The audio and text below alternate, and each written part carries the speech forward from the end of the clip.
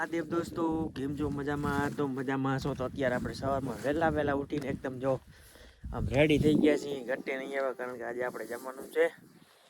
સવારમાં વહેલો 4 વાગ્યામાં આ માંડવીનો ટ્રેક્ટર આપણે ભર્યું છે. આખું ટ્રેક્ટર અહીંયા સાંજના ભરી અને રેડી કપલેટ રાખી દીધો તો માંડવા બાંધીને અત્યારે આપણે જવાનું છે માંડવી ફોલાવવા માટે. હમણાં જો કૂતરો ભસે છે એને એમ કે કોણ છે, હમણાં આવશે ગાયો ઘા અહીંયા. તો અત્યારે જ આપણે ફટાફટ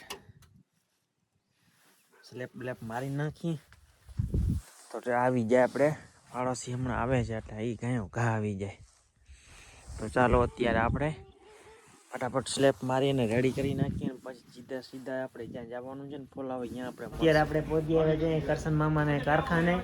મિલે પૂગી આવે છે માંડવી ફોલાવવા માટે. જો દેવાનબા પાકી બનાવે છે. ધનબા સવારના ફોરમાં ઠંડી પડી. અરે આજ ઠંડી હતી બહુ.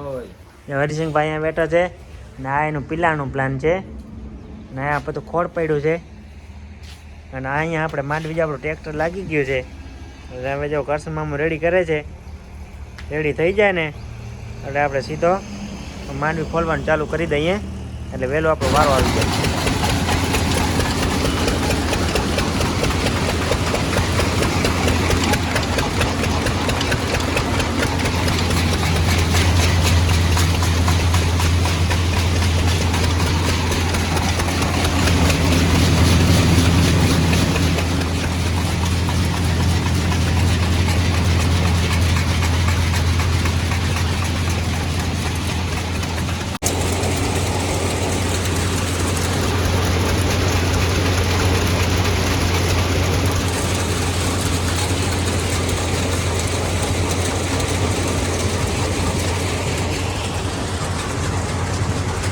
ભાઈ બેઠા ને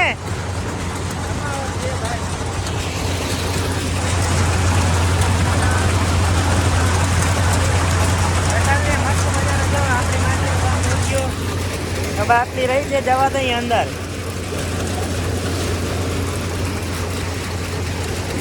તો દોસ્તો અત્યારે આપણે માંડવીનું બીજો ખોલાઈ ગયું છે. બધું કંઈ પડ્યું છે રેડી. હરિસિંહભાઈ અહીંયા બેઠો છે. દેવાનભાઈ ટ્રેક્ટર રાખે છે અને આપણે જો મસ્ત મજાના બેસી ગયા છે. હમણાં બસ જમી ખાઈ બાઈ અને ટ્રેક્ટર આખું ભરી નીકળી ગયા છીએ. હવે ગાયો ઘા આપણે ઘરે પૂગીએ. માંડવીનું બી મસ્ત મજાનું ખોલાઈ ગયું છે ને આખું ટ્રેક્ટર ભરાઈ ગયું છે. જો સુંદર લગન. તો ચાલો દોસ્તો અત્યારે આપણે ઘરે હવે જઈએ. તો દોસ્તો અત્યારે આપણે ઘરે પહોંચી આવ્યા છીએ. આમ તો ઘરે પહોંચતા અંધારો પણ થવા માંડ્યો છે. અને જો તમે દીવો છે નહીં, થોડુંક મોડું થઈ ગયું કારણ કે નીકળી તો વહેલા ગયા તો ધીમે પડ્યા આવ્યા. અને જો આપણે બી અહીંયા રાખી દીધું છે બધું.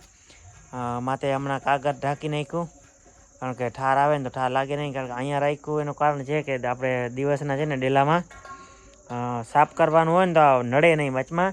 તો કાલે તો લગભગ આ રેડી કરી નાખીશ કારણ કે કાલે બધા બેલર જો અહીંયા બેલર પડ્યા છે સામે.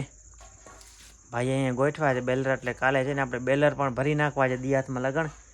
અને આ ખૂણામાં ઉરિયા પડ્યું છે ને બસ આ માંડવીનું કામ કાલે થઈ જાય પછી આપણે માંડવીનું કામ પતી જાય. રેડી કામ થઈ ગયું ને પછી હવે કાંઈ બીજું કામ નથી. બસ મકાઈમાં પાણી પીરાવાનું ને પછી મામાઈને હવે લગ્ન ગાળો આવે એ જ.